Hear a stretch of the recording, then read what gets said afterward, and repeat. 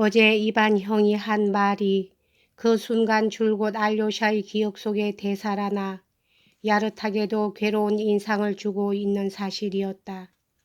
그것이 지금 하필이면 이런 순간에 그의 마음속에 떠올랐던 것이다. 그렇다고 해서 물론 근본적이고 본질적인 그의 신앙이 동요하기 시작했다는 것은 아니다. 그는 자기의 하느님을 사랑하고 있었다. 비록 지금 갑자기 하느님에 대하여 불만을 호소하고 있기는 했지만 그는 확고부동한 신앙을 지니고 있었다. 그러나 그래도 역시 어제 이반 형과 주고받은 대화에서 받은 참을 수 없이 불길한 인상이 막연하기는 하지만 지금 갑자기 그의 마음속에 되살아나서 점차 의식의 표면으로 고개를 쳐들고 나오려는 것이었다. 주인은 이미 황혼이 깃들고 있었다. 암자를 나와 소나무 밭을 지나 수도원 쪽으로 걸어가고 있던 락기찐이 문득 나무 밑에 누운 채 얼굴을 땅에 대고 있는 알료샤를 발견했다. 알료샤는 마치 잠이라도 자는 듯 꼼짝도 않고 있었다. 락기찐은 가까이 다가가 말을 건네었다. 알렉세이, 자네 여기 있었군 그래. 자네는 하고 몹시 놀란 듯이 락기찌는 이렇게 말을 건네서나 입을 열다 말고 다물어 버렸다. 도대체 자네까지 이럴 수가 있는가? 라고 그는 말하고 싶었던 것이다. 알료샤는 그들떠보지도 않았으나 락기찌는 그가 몸을 움직거리는 것으로 보아 그가 자기 말을 듣고 그 말의 뜻을 이해하고 있다는 것을 곧 눈치챘다. 자네 왜 그러는가? 그는 잠옷 놀란 듯한 의조로 계속 물었으나 그 얼굴에 나타난 놀란 표정은 점차 미소로 변하였고 그 미소는 다시 조소의 빛을 띠어갔다. 여보게, 난 벌써 2시간 전부터 자네를 찾아다니고 있었어. 갑자기 자네가 그렇게 감쪽같이 사라져 버렸으니 말이야. 도대체 자넨 여기서 뭘 하고 있는 건가? 이게 무슨 바보 같은 짓인가? 여보게, 잠깐 나를 쳐다보게. 알료샤는 고개를 들고 일어나 앉아 뒤에 있는 나무의 등을 기대었다. 울고 있지는 않았으나 그의 얼굴은 고통과 초조의 빛이 감돌고 있었다. 그러나 알료샤는 락기찐을 보지 않고 어딘가 다른 데를 바라보고 있었다. 자네 자신은 모를 테지만 자네 얼굴이 말이 아니야. 그처럼 평판이 좋았던 온유한 표정은 털끝만큼도 찾아볼 수가 없게 되었어. 누구에게 화를 내고 있기라도 한 건가? 누가 자네에게 무례한 짓이라도 했는가? 제발 저리로 가죠. 불쑥 알료샤는 이렇게 한마디 했으나 여전히 상대방을 외면한 채로 괴로운 듯이 한 손을 내저었을 뿐이었다. 오, 이런 일이 있을 수 있나? 어쩌면 마치 죄 많은 속세 사람들처럼 자네가 그렇게 악을 쓸 수가 있나? 천사 같은 자네가 정말 사람을 놀라게 하지 말게. 이건 진정으로 하는 말이야. 하여간 여기 온 후로 꽤 오랫동안 놀라본 일이라곤 없었거든. 난 그래도 늘 자네를 교양 있는 인간으로 생각하고 있었는데. 알료샤는 비로소 그를 쳐다보았다. 그러나 여전히 멍청한 표정으로 좀처럼 상대방의 말을 알아듣지 못하는 듯한 얼굴이었다.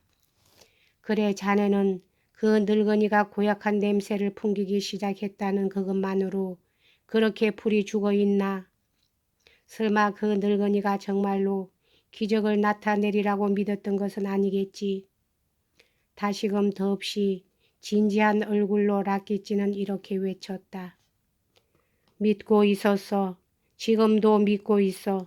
난 그렇게 믿고 싶어서 앞으로도 믿을 거야. 그 밖에 또 묻고 싶은 것이 있나? 알료샤는 흥분된 목소리로 소리쳤다. 없어. 더 이상 아무것도 묻지 않겠네. 제기랄. 요즘은 13살짜리 국민학생도 그따위 말은 믿지 않는단 말이야. 그렇지만 그런 건 아무래도 좋아. 그러니까 자네는 지금 하느님께 화를 내어 반역을 일으키고 있는 셈이로군 그래? 요컨대 하느님께서 계급도 올려주시지 않았고 경축일에 흔히 주는 훈장도 수여하지 않았다. 이 말이지. 자네도 참 이상한 친구로군. 알료샤는 눈을 반쯤 내리감고 한참 동안 라끼찐을 응시하고 있었다. 그러자 그의 눈 속에서 갑자기 한 가닥 빛이 번뜩였다. 그러나 그것은 라끼찐에 대한 분노는 아니었다. 나는 하느님에 대해 반역을 일으키고 있는 게 아니야. 단지 하느님의 세계를 인정하지 않는다는 것뿐이야. 이렇게 말하고 알료샤는 문득 억지로 자아내는 듯한 미소를 띄워 보였다. 하느님의 세계를 인정하지 않는다는 말은 대체 무슨 뜻인가? 라끼치는 잠시 상대방의 대답에 대해 고개를 갸웃거리더니 이렇게 물었다. 그따위 바보 같은 잠꼬대가 어디 있어? 알료샤는 아무런 대꾸도 하지 않았다. 그런 시시한 이야기는 이제 그만두세. 이제부터 실제적인 문제로 들어가지. 어때? 자네 오늘 식사는 했나? 기억이 안 나는군. 아마 먹었을 거야. 안색을 보니 아무래도 뭘 좀 먹고 체력을 보충할 필요가 있을 것 같군. 자네 얼굴을 보고 있노라면 측은해질 정도야. 어젯밤에 한잠도 자지 않았다지? 나도 들었어. 암자에서 모임이 있었다는 얘긴. 그러고 나서 곧 그 야단법석이 일어났으니 아마 먹은 것이라곤 성찬식에 쓰는 얄팍한 떡 한 조각밖엔 아무것도 없었을 거야. 지금 내 호주머니에 소세지가 몇 개 들어있어. 만일의 경우를 생각해서 아까 읍내에서 나올 때 집어넣어 갖고 온 거야. 그렇지만 자네야 소시지 같은 건 좀 주게나. 저런 도대체 어찌된 일이야. 이렇게 되고 보면 아주 바리게이트까지 쌓고서 완전한 반역을 할 셈인 게로군. 하긴 여보게 그렇다고 해서 그걸 멸시할 이유는 하나도 없지. 그럼 내 집으로 가세. 실은 나도 보드카 한 잔 들이켜고 싶은 마음이 간절하던 참이야. 몸이 굉장히 피로하거든. 보드카를 달란 소리야 못하겠지만 어떤가? 자네도 한 잔 마셔보겠나? 보드카고 뭐고 다 좋아. 아니 뭐라고 별 희한한 소리를 다 듣는군 하고 라끼치는 깜짝 놀라 알료샤를 쳐다보았다. 하긴 소시지나 보드카나 다 괜찮은 물건이지. 하여간 멋떨어진 기회니만큼 놓쳐선 안 되겠군. 자 어서 가세. 알료샤는 말없이 땅에서 일어나 라끼친의 뒤를 따라갔다. 만약 자네 형 이반이 이걸 본다면 아마도 굉장히 놀랄걸. 말이 났으니 말이지. 자네 형 이반 표드로비치가 오늘 아침 모스크바로 떠났다더군. 알고 있나? 알고 있어. 하고 알료샤는 귀찮다는 듯이 대꾸했다.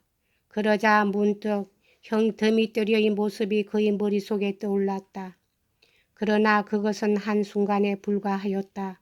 하긴 이 순간 뭔가 긴급한 일을 잠시도 지체할 수 없는 일종의 의무, 무슨 의무 같은 것을 생각해냈으나 그런 생각도 그의 마음속 깊이 파고들지를 못하고 또 아무런 인상도 남기지 못한 채 곧 머릿속에서 사라져 까마득히 잊고 말았다.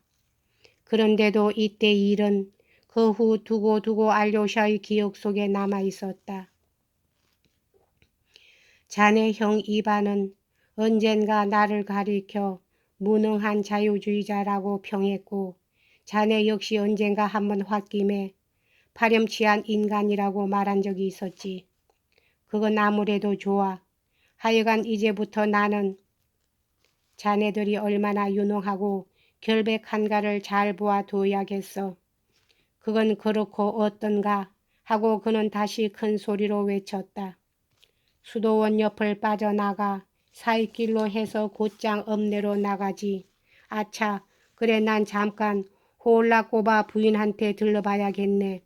그런데 말일세 내가 오늘 일어난 일을 죄다 부인한테 적어 보냈더니 부인이 당장에 연필로 회답을 써 보내오지 않았겠나. 하여간 그 부인은 편지 쓰기를 굉장히 좋아하거든. 그런데 뭐라고 왔을 것 같은가. 나는 조심하 장로와 같이 거룩한 분이 그런 꼴이 될 줄은 꿈에도 생각지 못했어요. 이런 시기야. 정말 그렇게 쉬어 있더라니까. 그런 꼴이라고 말야. 부인도 역시 분개하고 있는 거야. 자네나 그 여자나 모두가 어쩌면 그 모양일까. 아니 잠깐만. 그는 갑자기 이렇게 외치며 걸음을 멈추더니 알료샤의 어깨를 잡아 세웠다. 여보게 알료샤. 문득 그의 마음속에 떠오른 새로운 생각에 사로잡힌 채 락기찌는 살피듯이 알료샤의 눈을 들여다보았다. 그는 겉으로는 웃고 있었으나 분명 그 뜻하지 않은 새로운 생각을 입 밖에 내기를 두려워하고 있는 듯이 보였다. 지금 알료샤의 정신 상태는 그의 눈으로 볼 때 너무도 기이한 예상치 못한 현상이었기 때문에 락기찐 자신도 좀처럼 믿기 어려웠던 것이다. 알료샤, 자네 생각엔 어디로 가는 게 좋을 것 같은가? 이윽고 락기찐은 상대방의 비위를 맞추려는 것 같은 조심스런 의조로 물었다. 어디라도 좋아. 자네 좋을 대로 하게. 그루센카한테 갈까? 어때? 가겠나? 불안한 기대로 하여 온몸을 떨기까지 하며 락기찌는 마침내 이렇게 말했다. 좋아. 그루센카한테로 가세. 침착한 의조로 알료샤는 대답했다. 이것은 락기찐에게 있어 너무도 뜻밖의 일이었다. 알료샤가 조금도 주저하는 기색 없이 침착한 의조로 자기 제의에 동의하리라고는 꿈에도 생각지 못했으므로 하마터면 뒤로 껑충 몇 발자국 물러설 뻔했다. 뭐라고? 이거 참. 그는 너무도 놀라서 이렇게 소리쳤으나 얼른 알료샤의 팔을 콱 움켜쥐고 혹시나 알료샤의 마음이 변하지는 않을까 염려하며 사이길로 끌고 들어갔다. 두 사람은 묵묵히 걸어갔다.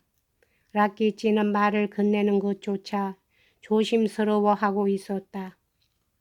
그 여자가 얼마나 기뻐할지 모르겠네. 얼마나 하고 그는 말을 건네서나 곧 다시 입을 다물고 말았다. 그러나 락기찐이 알료샤를 끌고 가는 것은 결코 그루센카를 기쁘게 해주기 위해서가 아니었다. 빈틈없는 인간인 그는 조금이라도 자기 자신에게 이익이 될 만한 목적이 없이는 아무런 일도 하려고 하지 않는 사람이었다. 이 경우에 있어서도 그는 두 가지 목적을 품고 있었다. 첫째 목적은 올바른 사람의 타락을 보고 싶다는 복수적인 것이었다. 이미 오래 전부터 바라고 있던 바와 같이 알료샤가 성인의 위치에서 죄인의 위치로 타락하는 것을 볼 수 있을는지도 모르는 일이었다. 둘째로는 그 어떤 매우 유리한 물질적인 목적이었는데 그러나 여기에 관해서는 후에 말하기로 하겠다. 마침내 위기의 순간이 닥쳐오고야 말았군 하고 심술궂은 환희를 느끼며 그는 속으로 생각했다. 이런 기막힌 기회를 놓쳐서야 안 될 말이지. 좀처럼 얻기 힘든 기회니까. 여기까지 하겠습니다.